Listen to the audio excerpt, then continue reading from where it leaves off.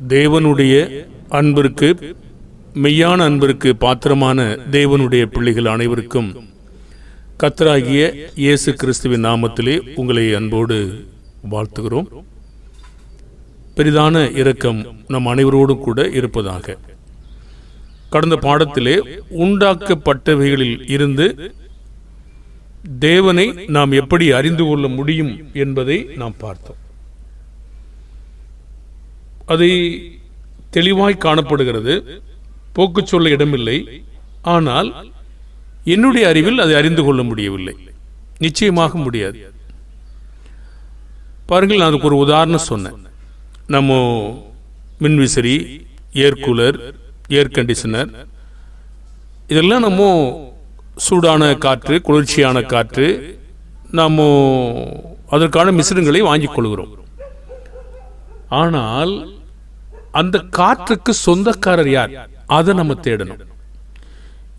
இதுவா காற்று தயார் பண்ணுகிறதா, இல்ல காற்று ஒரு இடத்துல இருக்கிறதா, அல்லது ஒருவருக்குரியதா, அதை நம்ம அனுபவிக்கிறோமா, இதை தான் நம்ம சிந்திக்கணும். அதை நாம் உணராததுனாலே தான் தேவனை பற்றி மனிதன் எனக்கு தெரியலன்னு சொல்றான். அப்ப அதனுடைய மூலப்பொருள், அதாவது காற்று, காற்றை சுழல செய்கிற, சூடாக்குகிற, குளிர்ச்சியாக்குகிற மிஷினை வாங்குறோமே தவிர அந்த காற்று எங்கிருந்தது, அதுக்கு உரியவர் யாரு, ஓனர் யாரு, உரிமையாளர் யாரு, இதுதான் நம்ம தடவி கண்டுபிடிக்கணும் அப்படின்னு நம்ம பார்த்தோம். தண்ணியை வச்சு பல்வேறு வேலைகளை செய்யறோம். ஆனா அந்த தண்ணி எங்கிருந்து வந்தது அது மனிதனுக்கு தெரியல. சூரியன் வருகிறது, ஆவியாகிறது. சூரியன் எங்கிருந்து வந்துச்சு, எப்படி வந்துச்சு, இதெல்லாம் பாருங்க, அறிந்து கொள்வதற்காக நாம் தேட வேண்டும் என்ற பகுதியை நாம் 3வது பாடத்தில் பார்த்தோம். இப்போ நாம் 4வது பாடமாக தேவனை பற்றி உண்டாக்கப்பட்டவைகள் இருந்து தேவனை நாம் எப்படி அறிந்து கொள்ள முடியும் என்பதை நாம் பார்க்கிறோம். மழை, மேகம் குறித்து மனிதன் எந்த சத்தியத்தை உணர்ந்து கொள்ளாதிருக்கிறான்? மழை, மேகம் குறித்த மனிதன் உணர்ந்து கொள்ளாதிருக்கிறதுக்கான காரணம் என்ன? சரி, கேள்வி கேட்போமே. மேகம் எப்படி உருவாகிறது என்று மனிதன் ஆராய்ந்து பார்க்கிறானா? மேகத்தை எங்கே ஸ்தாபித்தார்? மேகம் எங்கிருந்து எழும்புகிறது? திரளான தண்ணீர் எப்படி வருகிறது? மின்னல் எப்படி உண்டாகிறது? சமுத்திரம் ஏன் கரையை விட்டு மீறுவதில்லை? காற்று எங்கிருந்து வந்தது என்று பார்த்தோம். சமுத்திரம் ஏன் நிரம்புவதில்லை? அநேக வெள்ளங்களும் பயங்கரமான ஆழி காரியங்கள்லாம் வந்தபோதும் ஏன் சமுத்திரம் நிறையவில்லை? காற்றின் மேலும் கடலின் மேலும் அதிகாரம் யாருக்கு இருக்கிறது? குளிர் எப்படி வருகிறது? மழை எப்படி வருகிறது? இதெல்லாம் நம்ம கொஞ்சம் பார்க்கணும். பாருங்க, பார்த்துட்டு மனிதனுக்கு என்ன புரியுதோ அதை சொல்லுகிறான். ஆனால் தேவன் என்ன சொல்லுகிறாரோ அதை சொல்ல மனிதன் மறுக்கிறான். காணாதவைகளை குறித்து அவன் காணப்படக்கூடியதில் தேடுகிறான். நிச்சயமாக முடியாது. காணாத தேவன் காணக்கூடியதில் ஒன்றில் தேடவே முடியாது. சரி, மேகம் எப்படி உருவாகிறது? நீதிமொழிகள் 8:28, உயரத்தில் மேகங்களை ஸ்தாபித்து சமுத்திரத்தின் ஊற்றுகளை அடைத்து வைக்கையிலும் நீ எங்கே இருந்தான்னு கேட்கிறார். நான் அங்கே இருந்தேன்னு சொல்றார். மேகத்தை எங்கிருந்து எழும்ப பண்ணுகிறார்? சங்கீதம் 135:7 பூமியின் கடையாந்தரங்களிலிருந்து மேகங்களை எழும்ப பண்ணி. இப்பதான் உயரத்தில் மேகத்தை ஸ்தாபித்தார்னு பார்த்தோம். இது எங்கே கடையாந்தரங்களுக்கு எப்படி போச்சு? பாருங்க, நம்முடைய அறிவு இவ்வளவுதான் இருக்கு. மரித்து போன ஆவிகள்லாம் உதாரணமா எங்கே போகுது? உயரே போகும் மனிதனுடைய ஆவி. ஆவி தன்னை தந்த தேவனிடத்திற்கு போகிறது. அப்போ ஆவி எங்கே போகுது? சரி, அப்போ மரிக்கும் போது, உயிரோடு எழும்பும் பொழுது பிரேத குழியில் உள்ள அனைவரும் எழுந்திருப்பார்கள். அது எப்படி நடக்கும்? அங்க போன ஆவி எங்கிருந்து எப்போ வந்துச்சு அது சொல்லல, அதை கொண்டு வர. இப்போ மேகங்களை ஸ்தாபித்து உயரத்தில் ஸ்தாபித்தால் என்றாலும் எங்கிருந்து எழும்ப பண்ணுகிறார்? பூமியின் கடையாந்தரங்களிலிருந்து மேகங்களை எழும்ப பண்ணி மழையுடன் மின்னலையும் உண்டாக்கி. அதுவா இதுவும் வரல. மனிதன் சொல்றான் அது ஒரு ஆய்வுல மின்னல் உண்டாயிருது அப்படின்னு சொல்றான். ஆனா ஒரு ஆய்வுல மின்னல் உண்டாகணும் என்கிற விதிமுறை வைத்தது யார்? அங்கதான் அங்க தேவனை தேட மனசை மறக்கிறான். அப்போ இந்த காட்சிகள் எல்லாம் நாம் அறிந்து கொள்வதற்கு எங்கே நாம் அறிந்து கொள்ள முடியாமல் போயிட்டோம்னா, இதன் மூலமா மட்டும் நடக்கிறது இல்லை, இதை செய்யத்தக்கதான கட்டளை ஒன்று இருக்கிறது என்பதை மனிதன் கண்டுபிடிக்க மறந்தான். சங்கீதம் 147:18 அவர் தமது வார்த்தைகளை அனுப்பி அவைகளை உருக பண்ணுகிறார், தமது காற்றை வீசும்படி செய்ய தண்ணீர்கள் ஓடும்.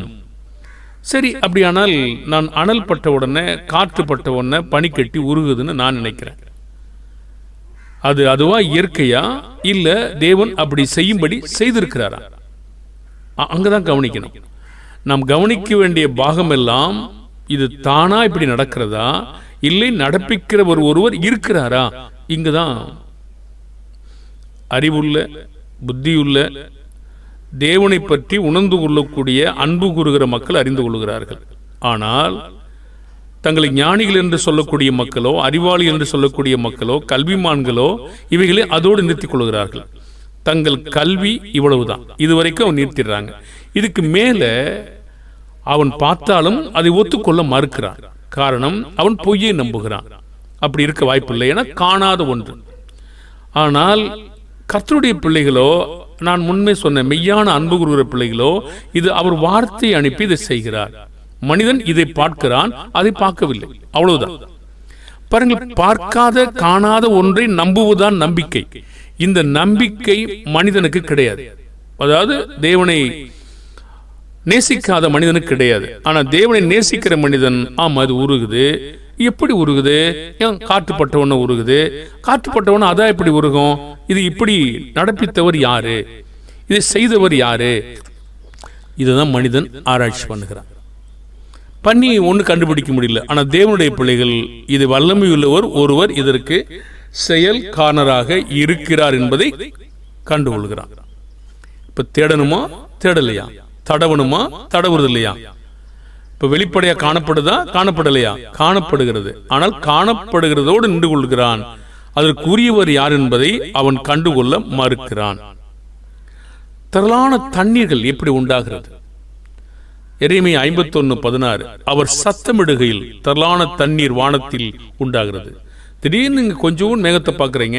ஆகாப் ராஜா காலத்துல ரதத்தை பூட்டி கொண்டு தீர்க்கதரிசி வேகமா போக சொன்னாரு. ஆனா சேர்றதுக்கு முன்னாடி மழை பயங்கரமா மேகங்கள் சூழ்ந்து கொண்டது. எங்கிருந்து வந்தது?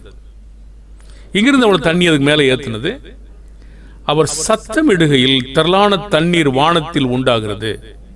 மனிதன் சொல்லுகிறான் ஆவியாக சொல்லி. தேவனுடைய நம்புகிறவர் சொல்வார்கள், தேவன் சத்தமிடுவதனால் திரளான தண்ணீர் வானத்தில் உண்டாகிறது. அவர் பூமியின் எல்லைகளிலிருந்து மேகங்களை எழும்ப பண்ணி மழையுடனே மின்னல்களை உண்டாக்கி காற்றை தமது பண்டசாலிருந்து ஏவி விடுகிறார். எத்தனை எத்தனை அருமையான சூழ்நிலைகளை தேவன் ஏற்படுத்தி அந்த வேலைகளை செய்கிறார். மனிதன் இதை பார்க்கிறான். ஓ, அருமையா நடக்கிறது, ரொம்ப நன்றி. யாருக்கு சொல்றான்? அவன் ஆராய்ச்சிக்காக சொல்லுகிறான். மின்னலை செல்ல விடுகிறவர் யாரு? யோபு 37:2-3 அவருடைய சத்தத்தினால் உண்டாகிற அதிர்ச்சியையும் அவர் வாயிலிருந்து புறப்படுகிற முழக்கத்தையும் கவனமாய் கேளுங்கள். அவர் வானத்தின் கீழங்கும் அந்த துணியையும் பூமியின் கடையாந்திரங்கள் மேல் அது மின்னலையும் செல்ல விடுகிறார். எவ்வளவு வெள்ளங்கள், எவ்வளவு மலைகள், எவ்வளவு தண்ணீர்கள்! பயங்கரமாக சென்னை நகரமே மூழ்கிற அளவுக்கு தண்ணீர் வந்தது. அந்த சமுத்திரம் ஏன் அந்த நிரம்பவில்லை? அநேக நேரங்களிலே சில இடங்களில் உள் வாங்குகிறது, பிறகு சில இடங்களில் அதிகமாகிறது. ஆனால் இவ்வளவு தண்ணி ஓடி விழுந்தும் சமுத்திரம் ஏன் நிரம்புவதில்லை? பிரசங்கி 1:7 எல்லா நதிகளும் சமுத்திரத்திலே ஓடி விழுந்தாலும் சமுத்திரம் நிரம்பாது. தாங்கள் உற்பத்தியான இடத்திற்கு நதிகள் மறுபடியும் திரும்பும். ரொட்டேட் ஆக வச்சிருக்காரு. இதை மனிதன் கண்டுபிடிக்கிறான். அவன் கொஞ்சம் ஆவி ஆயிடுச்சு, அதனால எல்லாம் சரியா போயிடும் அப்படின்னா, அந்த டயத்துல அது ஏன் செய்யல? அப்ப திரும்ப திரும்ப மழை பெறனால இங்கிருந்து கொண்டு போச்சா? தேவன் அப்படிதான் வச்சிருக்காரு. மேகத்துல இங்கிருந்து தண்ணி எடுக்கிறாரு, திரும்ப உள்ள கொண்டு வராரு. இது கொஞ்சம் தெரியுது. ஆனா இது எப்படி நடக்கிறது என்று அவன் உணர்ந்து கொள்றதில்லை. ஆவி மட்டும்தான் கண்டுபிடிக்கிறான். தேவன் எப்படி தண்ணியை மேகத்தில் ஏத்துறார் என்பதை ஒத்துக்கிறது இல்லை. அவன் காட்சியை பார்க்குறான் பாருங்க, வீடியோ பிடிக்கிறான், தண்ணீர் எப்படி மேகத்தில் ஏறுதுன்னு பார்க்குறான், இங்கேருந்து காற்றுலேருந்து காற்று மூலமாக தண்ணி எப்படி மேகத்தை கொண்டு போகிறாருன்னு பார்க்குறான். சரி, அந்த தண்ணி எங்கேயோ உப்பு தன்மை இழந்தது தெரியுமா? எப்படி தெரிஞ்சது அவனுக்கு? எங்க சொல்றான் பாருங்க. மனிதன் அதை நம்புகிறான், ஆனால் தேவனுடைய பிள்ளைகள் அதை நம்புவது கிடையாது. பாருங்க, தேவனுடைய பிள்ளைகளுடைய விசுவாசமும் மனிதனுடைய விசுவாசமும் ஒன்று கிடையாது. மனிதன் மனிதனை நம்புகிறான், தேவனுடைய மனுஷனோ தேவனை நம்புகிறான்.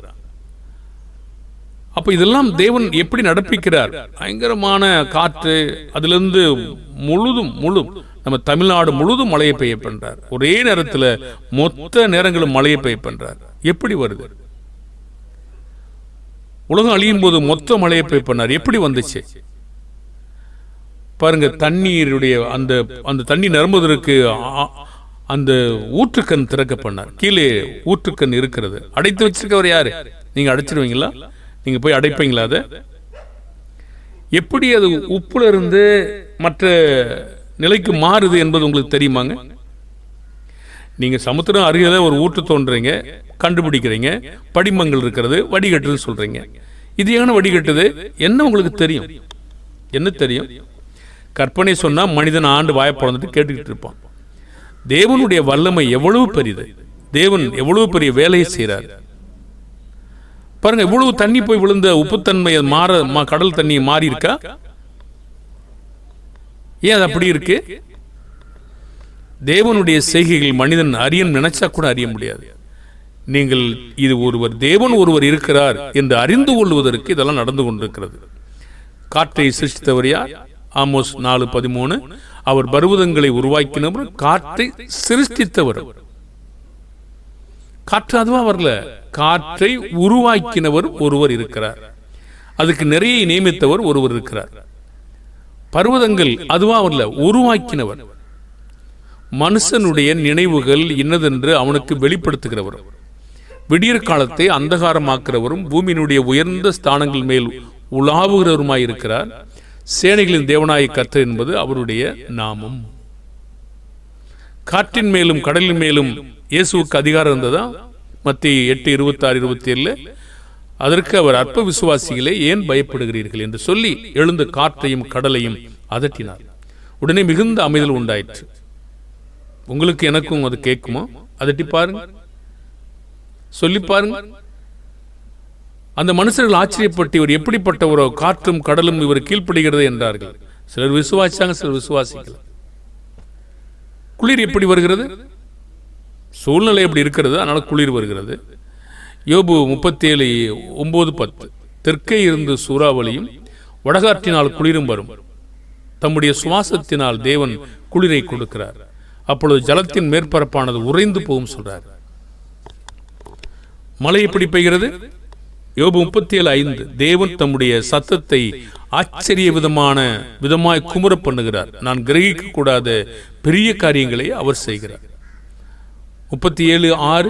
யோபு அவர் உறைந்த மழையும் கல்மழையும் தம்முடைய வல்லமையின் பெருமழையும் பார்த்து பூமியில் பெய்யுங்கள் என்று அவர் சொல்லுகிறார். மனிதன் சொல்லுகிறான் அதுவா வருகிறது என்று. பார்ப்பதற்கு அவனுக்கு அவ்வளவுதான் தெரிகிறது. ஆனால் இது கட்டளையினால் நடக்கிறது என்பதை மனிதன் உணராமல் போகிறான். எத்தனை காரியங்கள் மனிதன் பார்க்கிறான். சாதாரண இந்த செல்போனுடைய டவர் காரியங்கள், அதனுடைய வேவ் காரியங்கள், இதெல்லாம் பார்க்கிறான். அவனுக்கு புரியல. ஆனால் ஆராய்ச்சியாளருக்கு புரியும். இதெல்லாம் போய் செல்லும்படி வேலை நடப்பிக்கிறவர் யாரு? இந்த ஞானத்தை கொடுத்தவர் யாரு? நானேவா? தேவனுடைய மிகப்பெரிதான வல்லமை உணர்ந்து கொண்டு அவருக்கு பிரியமாய் வாழ்வதை குறித்து அவன் சிந்திப்பதில்லை. சிருஷ்டிப்பின் மேல் பிதாவானவருக்கு அதிகாரம் உடையவராய் கட்டுப்படுத்துகிறவராய் இருப்பதினாலும் தன் காலத்தில் நேர்த்தியாய் கிரியை நடப்பிக்கிறார் என்று உணர்ந்து கொண்டு பூமியில நாம் ஆயத்தமா இருப்பதற்கு அவன் தேடுவதில்லை. மழை எப்பொழுது பெய்ய ஆரம்பித்தது பூமியில? ஆதியாகமம் 2:5. மழை அப்பெல்லாம் பெய்யல. நிலத்தை பண்படுத்த மனுஷனும் இருந்ததும் இல்லை. மூடுபனி பூமியிலிருந்து எழும்பி நனைத்ததுன்னு சொல்றார். ஆனா நோவா தற்காலத்தில் காணாதவரை குறித்து எச்சரிப்பு பெற்றார். எபிரேயர் 11:7. விசுவாசத்தினால் நோவா தற்காலத்தில் காணாதவைகளை குறித்து தேவ எச்சரிப்பு பெற்று பயபக்தி உள்ளவனாகி தன் குடும்பத்தை ரட்சிப்பதற்கு பேழையை உண்டு பண்ணினான். அதனால் அவன் உலகம் ஆக்கினைக்குள்ளானது என்று தீர்த்து விசுவாசத்தினால் உண்டாகும் நீதிக்கு சுதந்திரவாளியானான். எச்சரிப்பு பெற்றாரா? பெறாதவங்க வாரிக்கொண்டு போகும் மட்டும் உணராதிருந்தார்கள். இன்றும் இருக்கிறார்களா? இருக்கிறார்கள்.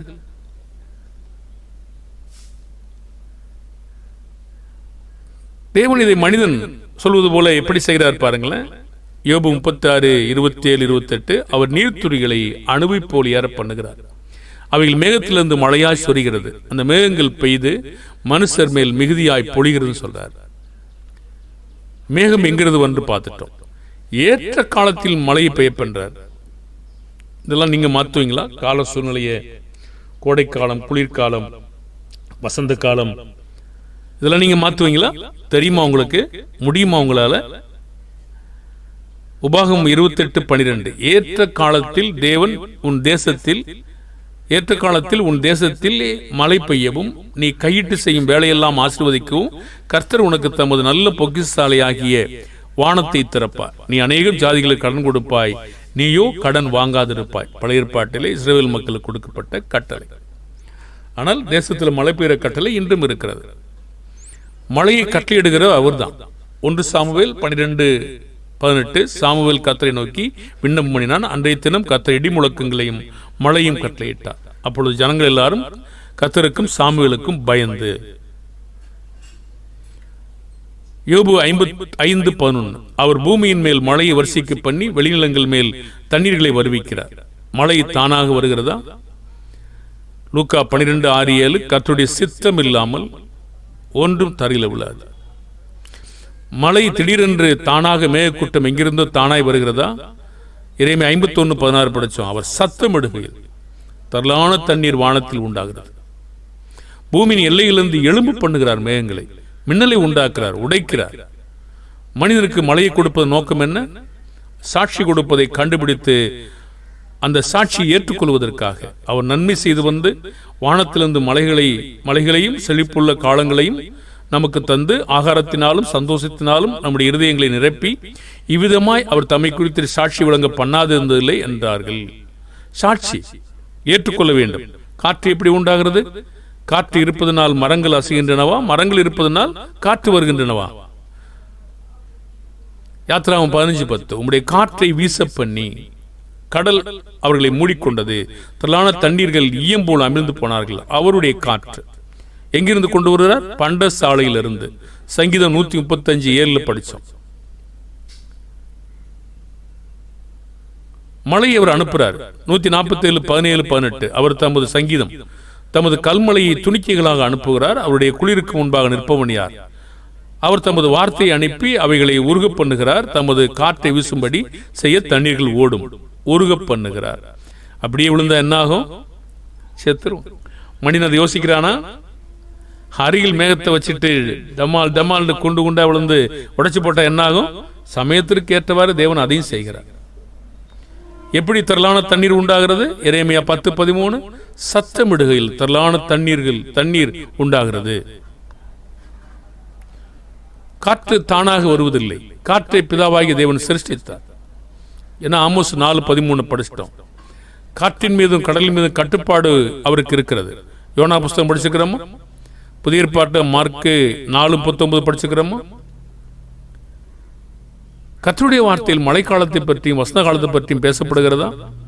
நிச்சயமாக. ஆதியாகமம் 8:22 இருக்கிறது. பூமி உள்ள நாளளவும் விதைப்பும் அறுப்பும் சீதளமும் உஷ்ணமும் கோடைக்காலமும் மாரிக்காலமும் பகலும் இரவும் ஒளிந்து போவதில்லை என்று தம்முடைய உள்ளத்திலே சொன்னார். இதெல்லாம் அதுவா வந்துச்சா இல்ல தேவன் திட்டமிடுகிறாரா? சங்கீதம் 74:16. பகலும் உம்முடையது இரவும் உம்முடையது. இதை நீங்க மாத்துவீங்களா? இரவாக்குவீங்களா? பகலாக்குவீங்களா? ஒளியையும் சூரியனையும் படைத்து இல்ல நீங்க திட்டம் பண்ணுவீங்களா? சங்கீதம் 74:17. பூமியின் எல்லைகள் எல்லாம் திட்டம் பண்ணினீர், கோடை காலத்தையும் மாரிக்காலத்தையும் உண்டாக்கினீர். தேவன் படைக்கப்பட்ட ஜீவசந்துக்கள் தங்கள் காலத்தில் ஆயத்தமாயிருப்பதை உணர்ந்து கொள்கிறதா? ஆமாம். எரேமியா 8:7 ஆகாயத்தில் உள்ள நாரை முதலாய் தன் வேலை அறியும், காட்டுப்புறாவும் கொக்கும் தகைவிலான் குருவியும் தங்கள் வரத்தக்க காலத்தை அறியும், என் ஜனங்களோ கர்த்தரின் நியாயத்தை அறியார்கள் என்று கர்த்தர் உரைக்கிறார். இதுக்கு தெரியுது, அதுக்கு தெரியல. நீதிமொழிகள் 30:24-25 பூமியில் சிறியவைகளாயிருந்தும் மகா ஞானம் உள்ளவைகள் 4 உண்டு, அவையாவன அற்பமான ஜந்துவாயிருந்தும் கோடை காலத்தில் தங்கள் ஆகாரத்தை சம்பாதிக்கிற எறும்பும். கீழே சொல்றார் நிறைய காரியங்கள். மின்னல் எதற்கு உண்டாகிறது? எதற்காக மின்னலை தேவன் உண்டாக்குகிறார்? தமது சுவாசத்தினால். யோபு 37:10-11 தமது சுவாசத்தினால் தேவன் குளிரை கொடுக்கிறார், அப்பொழுது ஜலத்தின் பரப்பானது உறைந்து போகும். அவர் நீர்த்துளிகளை மேகத்தில் ஏற்றி மின்னலினால் மேகத்தை சிதற பண்ணுகிறார். காற்றை தேவன் வெவ்வேறு நோக்கத்திற்காக வரவிடுகிறார். அழிப்பதற்கு, விவசாயத்திற்கு, மனிதனுடைய தேவைக்கு. தேவன் எல்லா சூழ்நிலைகளையும் அந்தந்த சூழ்நிலைகளை திட்டமிட்டு சரியா செய்கிறார். பிதாவானவர் எந்த நோக்கமும் இல்லாமல் ஒன்றை செய்வதில்லை. புயல் ஒரு நோக்கம் இருக்கிறது. சங்கீதம் 83:15-16 படிச்சீங்கன்னா, நீர் உமது புசலினாலே அவளை தொடர்ந்து உமது பெருங்காற்றினாலே அவர்களை கலங்க பண்ணும், உமது நாமத்தை தேடும்படி அவருடைய முகங்களை அவமானத்தாலே மூடும் சொல்றாரு. உணர்வதற்காக சங்கீதம் 83:17 யெகோவா என்னும் நாமத்துடைய தேவரீர் ஒருவரே, பூமியின் அனைத்தின் மேலும் உன்னதமானவர் என்று மனுஷர் உணரும்படி. அவர் கட்டளை இல்லாமல் காற்று எழும்புகிறதா? சங்கீதம் 107:25 அவர் கட்டளையிட பெருங்காற்று எழும்பி அதன் அலைகளை கொந்தளிக்க பண்ணும்.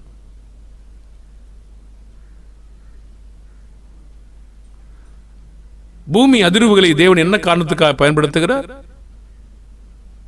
எல்லாத்துக்கும் ஒரு நோக்கம் இருக்கா?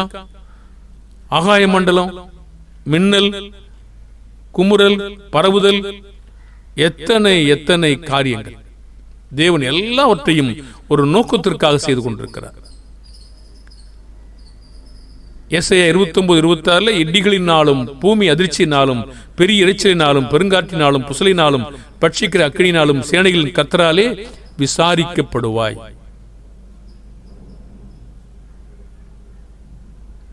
அவருடைய செய்கை விவரிக்கப்படுகிறது. யோபு 37:15-16 தேவன் அவைகளை திட்டம் பண்ணி தம்முடைய மேகத்தின் மின்னலை பிரகாசிக்க பண்ணும் விதத்தை அறிவீரோ?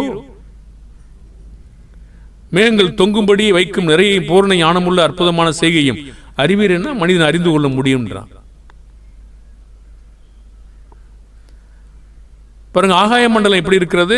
37 யோபு 17 தென்றலினால் அவர் பூமியை அமைய பண்ணும் போது உம்முடைய வஸ்திரங்களை உஷ்ணமாயிருக்கும் வகையை அறிவீரோ? அது எப்படி வந்துச்சு? யோபு 37:18 வார்ப்பிக்கப்பட்ட கண்ணாடியை போல கெட்டியான ஆகாய மண்டலங்களை நீர் அவரோடு கூட இருந்து விரித்தீரோ? ஒன்னொன்னா சொல்லிட்டு வர்றாரு. இவையெல்லாம் மனிதன் அறிந்துதான் போக்கு சொல்ல முடியுமா? மத்தேயு 16:1-2-3 வாசிப்போம். பரிசேயரும் சதுசேயரும் அவரை சோதிக்கும்படி அவரிடத்தில் வந்து வானத்திலிருந்து ஒரு அடையாளத்தை தங்களுக்கு காண்பிக்க வேண்டும் என்று கேட்டார்கள். அவர்களுக்கு அவர் பிரதியுத்தரமாக, அஸ்தமானமாகிற போது செவ்வானம் விட்டு இருக்கிறது, அதனால் என்ன சொல்றாங்க? வெளிவாங்கும் என்று சொல்கிறீர்கள். உதயமாகிற போது செவ்வானமும் மந்தாரமாயிருக்கிறது, அதனால இன்றைக்கு காற்றும் மழையும் உண்டாகும் என்று சொல்கிறீர்கள். இப்ப அவர் என்ன சொல்றாரு பாத்தீங்களா? அவங்கள மாயக்காரரே, வானத்தின் தோற்றத்தை நிதானிக்க உங்களுக்கு தெரியுமே, காலங்களிலும் அடையாளங்களின் நிதானிக்க உங்களால் கூடாதான் கேட்கிறார். போக சொல்ல முடியுமா? அப்படி போக சொன்னால் நம்மை பார்த்து தேவன் என்ன கேட்பார்? மாயக்காரரே. நம்ம தப்பிக்க முடியும் நினைக்க முடியுமா? அவர் அப்படி கேட்கிறார். இதெல்லாம் உங்களுக்கு தெரியுது இல்ல, இது எப்படி நடக்குது, எப்படி தெரியாம போச்சுன்னு கேட்கிறார். பிரியமான தேவனுடைய பிள்ளைகளே, தேவனை பற்றி அறிந்து கொள்வதற்கு தேவன் எவ்வளவு வெளிப்படையான காரியங்களை வெளிச்சமாக செய்து கொண்டிருக்கிறார். மனிதன் அது தானாக நடக்கிறது நினைக்கிறான். தேவனுடைய பிள்ளைகளோ தேவன் கட்டளையிடுகிறார் என்று நம்புகிறான். அது தானா நடக்காது. எந்த ஒரு இயந்திரமாவது தானா இயங்குமா? அதை இயக்கி வைத்திருக்கிறவர் ஒருவன் இருக்கிறான். அதுவா செய்யாது. இதை புரிந்து கொள்ள அடிப்படை காரியங்களை புரிந்து கொள்ள முடியாத. அப்ப தேவன் கேட்பாரு, மாயக்காரரே, இதை புரிந்து கொண்டீர்களா? எந்த வீடாவது தானா உண்டாகுமா? உண்டாகாது. எந்த மிஷினாவது தானா இயங்குமா? இயங்காது. அதுக்குள்ள அந்த ப்ராசஸ் பண்ணி வச்சுக்கவர் யாரு? யாரோ ஒருத்தன். அப்ப அதற்கு ஞானத்தை தந்தவர் யாரும் கண்டுபிடிக்க மாட்டான். அப்ப அதுவா எப்படி இயங்கும்? அதுக்குள்ள எத்தனை வேலைகள் நடக்கிறது என்று அவனுக்கு காணாவிட்டாலும் உருவாக்கினவனுக்கு தெரியுமே. இது இப்படித்தான் நடக்கும் என்பது அவனுக்கு தெரியுமே. இதெல்லாம் நடப்பிக்கும் என்று அவனுக்கு தெரியுமே. பாருங்க, சின்ன களிமண் மாதிரி ஒரு கருப்பா இருக்கு, சின்ன செப்பு தகடு இருக்கிறது. அது எத்தனை காரியங்களை செய்கிறது யாருக்கு தெரியும்? எனக்கு தெரியாது. யாருக்கு தெரியும்? உருவாக்கினவனுக்கு தெரியும். பாருங்க, அப்ப இதுவே ஒரு சாதாரண காரியத்தை நம்ம அவனுக்கு தெரியுது என்றால், இவ்வளவு பெரிய காரியங்களை நம்ம கண்டுபிடிக்கலன்னா தேவன் என்ன சொல்லுவாரு? மாயக்காரனே என்று கேட்பார். வெளிப்படுத்துதா? போக்கு சொல்ல முடியுமா? போக்கு சொல்ல இடமில்லை. மகா இரக்கமும் அன்பும் நிறைந்த பரலோக பிதாவே, எங்களுடைய வாய்க் கொண்டே நீ நியாயம் தீர்ப்பீர். உம்முடைய கிரியைகள் வெளிச்சமாயிருக்கிறது, தெளிவாய் காணப்படுகிறது. மனிதன் போக்கு சொல்ல இடமில்லை. அவன் அநேக காரியங்களை கண்டுபிடிக்கிறான். அதை வைத்து எங்களை நியாயம் தீர்ப்பீர். எங்களுடைய வாய்ச்சொல்லை கொண்டே, எங்களுடைய காணக்கூடிய கண்களை கொண்டே இத்தனை காரியங்களை பார்த்தாயே, இதை உணர்ந்து கொண்டாயே, இதை உணர முடியாமல் போய்விடுமா என்று கேட்பார். பிதாவே, எங்களுடைய வாய்கள் யாவும் அன்று அடைக்கப்படும். பிதாவே, தயவு செய்து நீர் சிருஷ்டிக்கப்பட்ட காரியங்களை உணர்ந்து கொள்ள எங்களுக்கு உதவி செய்யும். பலன் தாரும். இயேசுவின் நாமத்தில் செபிக்கிறோம் நல்ல பிதாவே, ஆமென். வாழ்த்துக்கள் அன்பான தேவனுடைய பிள்ளைகளே.